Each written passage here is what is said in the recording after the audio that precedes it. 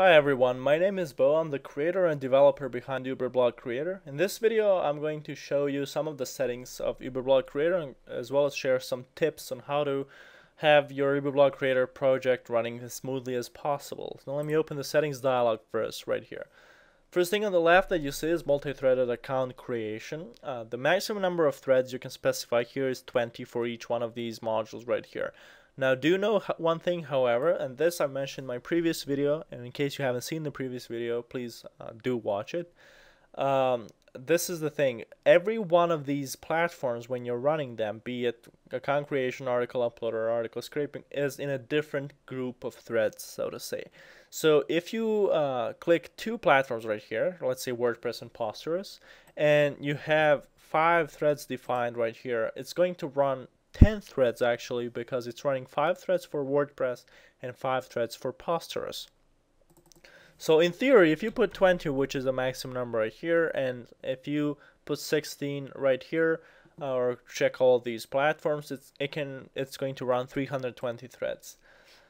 Now you see me multiplying these two numbers, but every time the multiplication result, so the number of threads times the number of platforms checked, is over 20, UberblogCreator is going to pop a warning and say, are you sure you want to do that, because the system may become unstable. Now you may be saying something like, wait, that proxy scraper can run 1,000 threads. Well, yes, but proxy scraping is a lot more simple than creating an account on a Web 2.0 platform.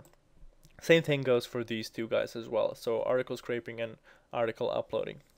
Check files for correct syntax. Every time you load a blog names file or a proxy file, UberblogCreator, if this option is turned on, is going to try to check and make sure that the syntax of the files is correct. So if you, for example, do not have a title defined in your blog names file, it's going to say, hey, you don't have a title defined, and it's going to let you through. It's going to say, okay, just for your information. If you have spaces, or if you have non-English language characters, which is prohibited from any of these platforms right here, in your username, so notice in your username, obviously in blog title it's defined, it's going to pop a warning and say you can't use this because it has spaces, that kind of stuff. Same goes for the proxy file. It's going to test and make sure that the IP address is within the IP address range, and also it's going to test and make sure that the port is within the port range and that kind of stuff.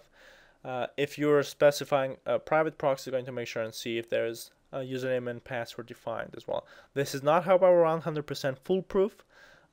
If it fails, for example, if you're sure that your blog names file is formatted correctly, but UberblogCreator keeps complaining for some reason, just turn this option off. Right here you have rather self-explanatory options. So you have displaying the balloon pop-up when attention needed. That's the balloon that shows up next to your clock, usually on a Windows machine, and that happens when you have when UberblogCreator has completed a task, or when there's some sort of an error going on. This is rather self-explanatory, and this is self-explanatory as well. Now you have some faking options right here that you can set. For example, rotating browser user agents. First, let me just say that even if you leave this option off, UberblogCreator is still going to use a human-like browser, but it's not going to rotate it, it's just going to use a single browser. Therefore, it is recommended to keep this option on and even check this as well. So, with this, UberblogCreator has over 2,000 user agents to pick from, so it's going to rotate them randomly and pick one of them for the registration. Now these two options are kind of interesting and maybe slightly hard to comprehend. So this is the way it works right now. Suppose that you load 100 different proxies, they're all in your proxies file, and you load them into UberblogCreator. Based on the feedback from the original version of UberblogCreator, the UberblogCreator 2 now actually tests a proxy before proceeding with a task. So if it starts creating an account with a specified username, for example, if you have loaded the proxies, before it proceeds, before it even opens the WordPress, for example, or Tumblr or whatever registration page, first thing it's going to do is actually test the proxy. Now, UberblogCreator tests the proxies against google.com and tries to connect, and if it gets a good response from Google, it says, okay, this proxy is passing the test, so I'm going to add it to my small working proxies list. And if it fails, if it times out and all the other stuff, it's going to add it to bad proxies list. But there's a 5-second timeout when UberblogCreator is trying to contact Google and seeing if a proxy works. So if you load 100 proxies, UberblogCreator cannot possibly test them all, because that'll take 500 seconds, which is what, 8.5 minutes, and that's not a good thing when we need our software to be as fast as possible. So you have a number of proxies to test before giving up right here.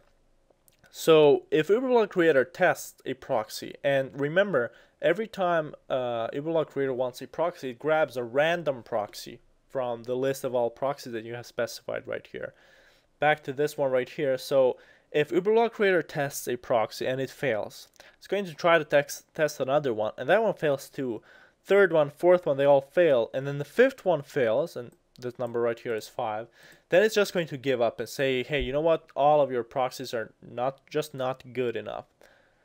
Hopefully that makes kind of sense. So this is the number of proxies UberblogCreator is going to test before it gives up. Like it says right here, set the number of proxies to test before giving up, and basically the same explanation that I just gave you.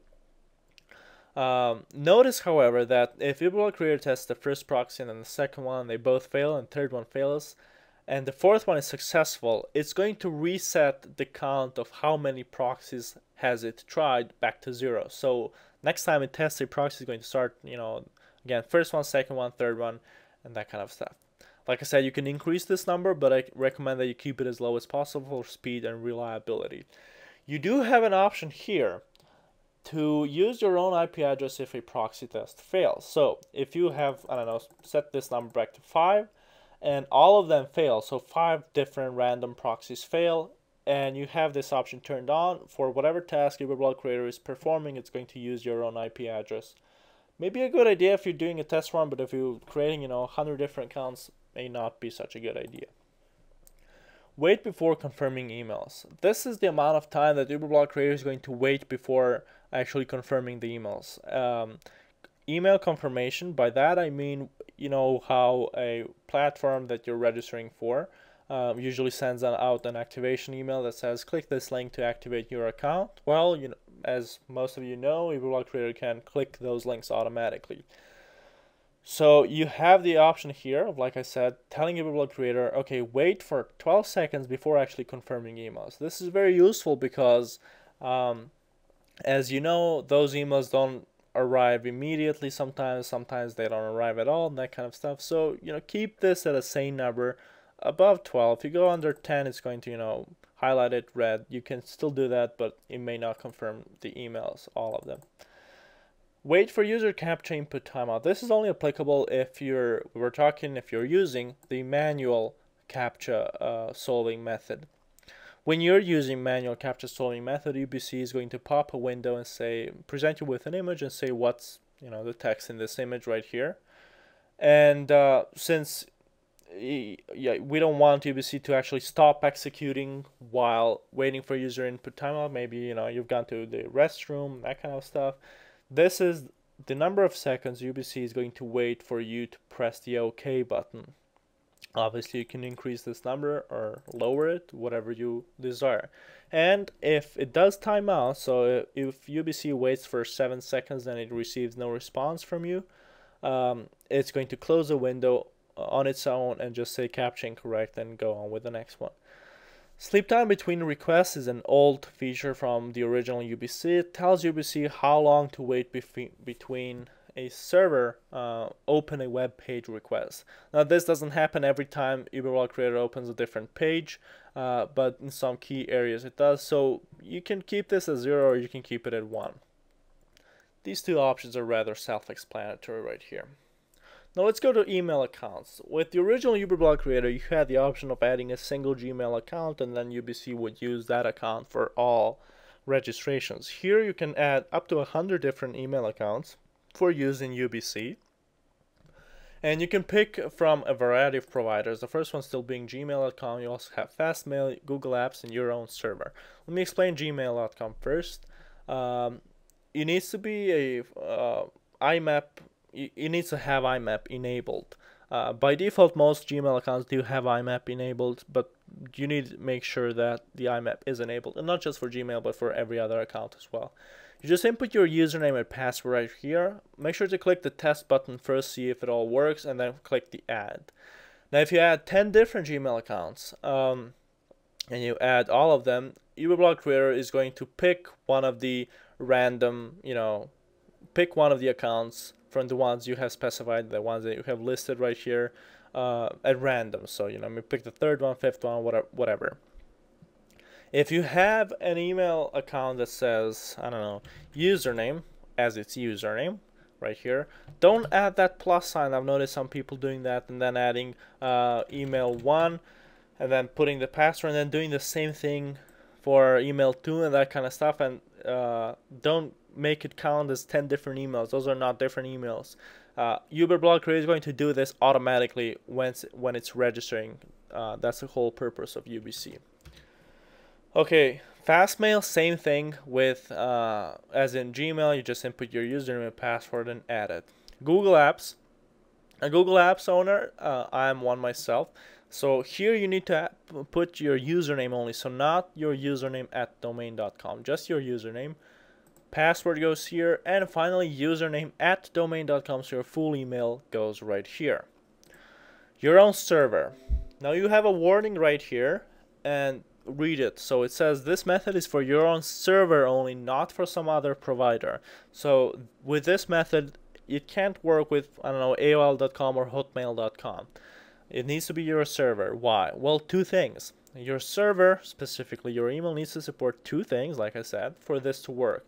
You need to have IMAP enabled. That's number one.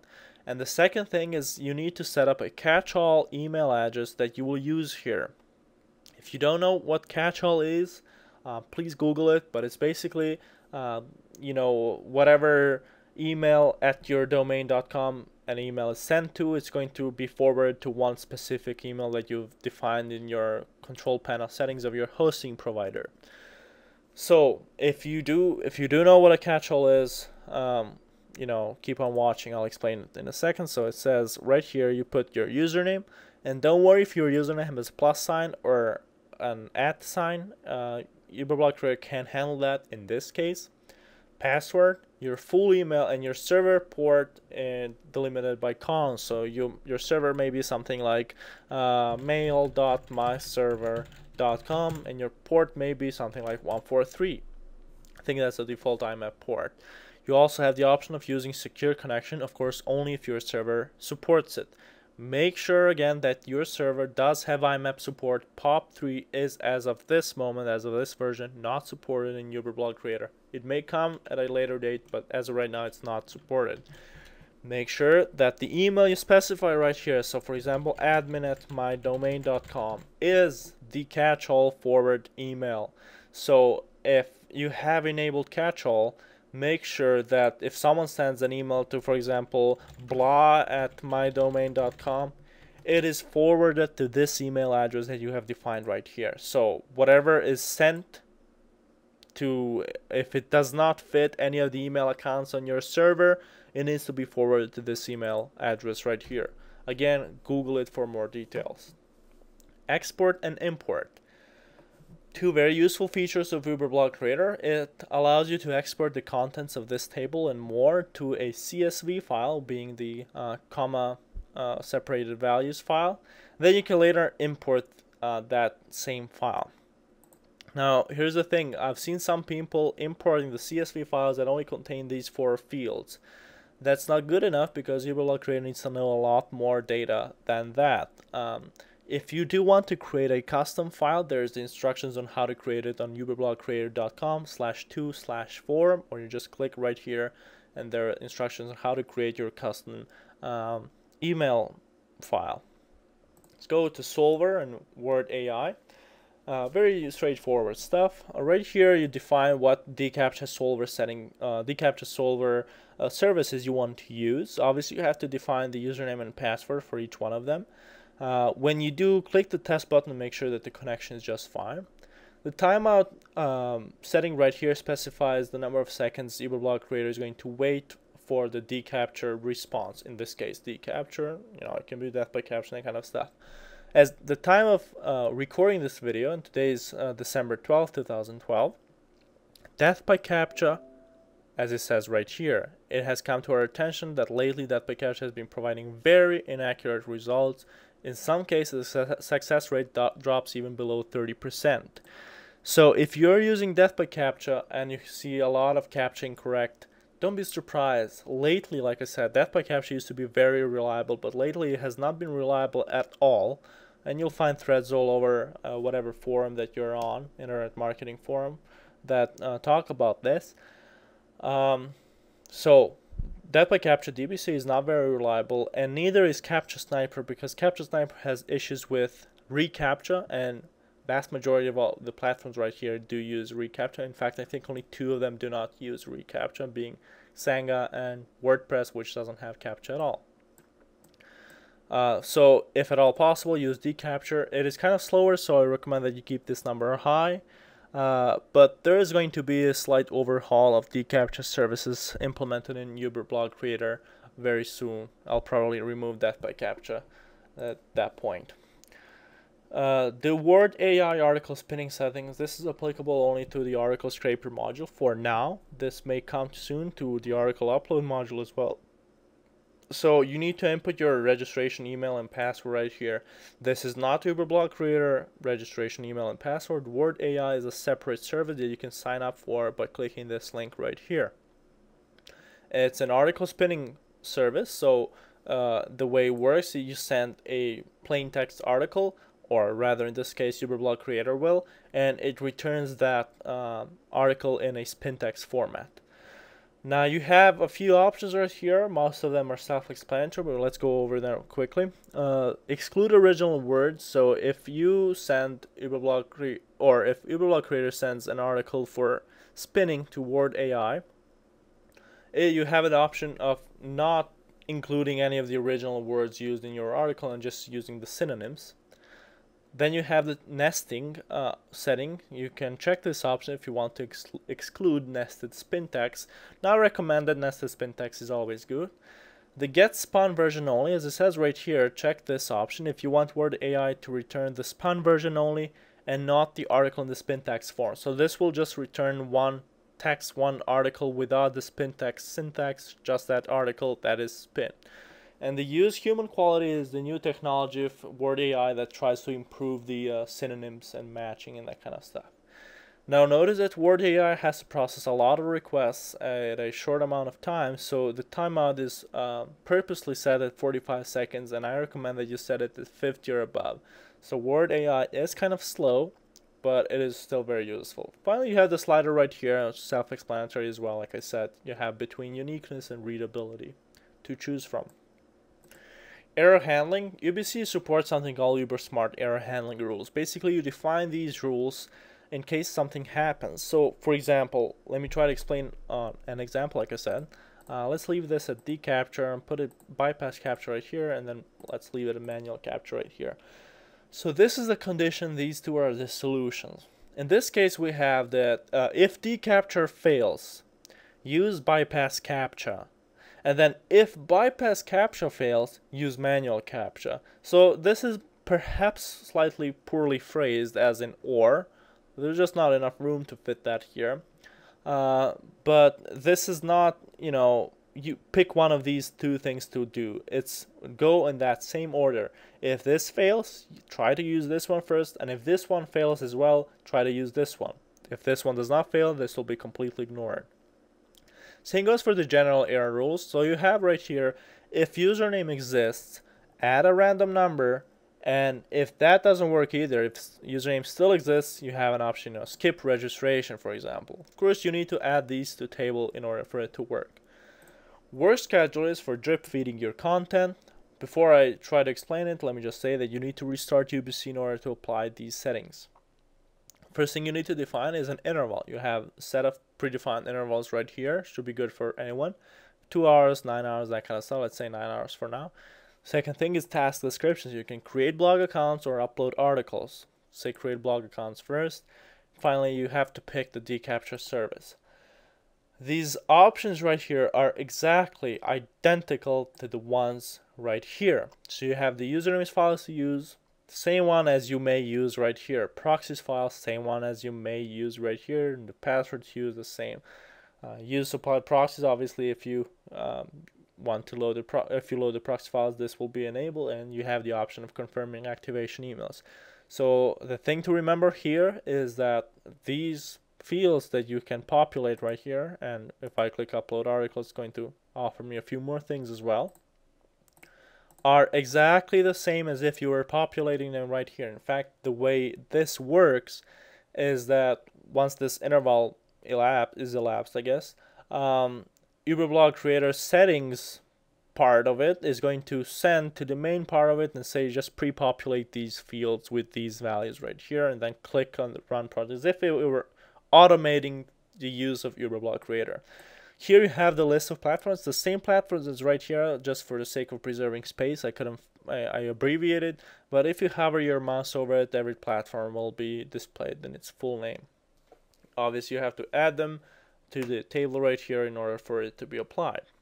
And of course, you need to restart UBC, like I said.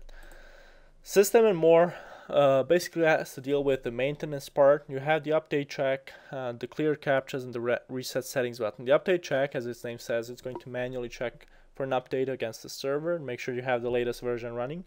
Clear captchas is going to clear the captcha cache from your application data directory, whatever captchas UberblogCreator may have downloaded during the registration process. And the reset settings is going to reset the settings to factory settings. And notice, however, that this is also going to delete your license settings as well. So you will need to input your license key and your password, or your license key and your email again when you're starting the application. Now you do have a checkbox right here that says enable beta features. They're beta because they were last minute additions and I had no other place to add them actually. But they work just fine. Very useful features. Let me try to explain it on an example as well. Let's see this first. It's going to be example.com. This is our website, and my website is going to be anchored text. Now, what's the use of adding all those articles to whatever platform? So, you know, what's the use of adding all those articles to those hundreds of usernames that you have created if it does not actually have a link to your website? You could, in theory, add manually the links to every one of the articles in your article text file using, you know, HTML and that kind of stuff, but that's tedious, boring, and all that, especially if you have a lot of articles. Luckily, UberblogCreator can automate that process. So you have the two options right here. It says add anchored link before article text and add anchored link after the article text. I'm hoping that this is clear by the label itself. So before, if you check this option, before UberblogCreator actually uploads the article, imagine if you're using WordPress, there is that, you know, publish button on the right for the article. It's going to add this text, this anchor text, which is going to be clickable and linked to this website before the article. So it's, in this case, it may be something like my website, again, clickable and pointing to your website, example.com in this case, and then the rest of your article. Title is going to be preserved, it's still spinnable, and all that good stuff. Same goes for the other option, says add anchored link after article text. So the same thing, except instead of, you know, having it before article text, it's going to be after article text.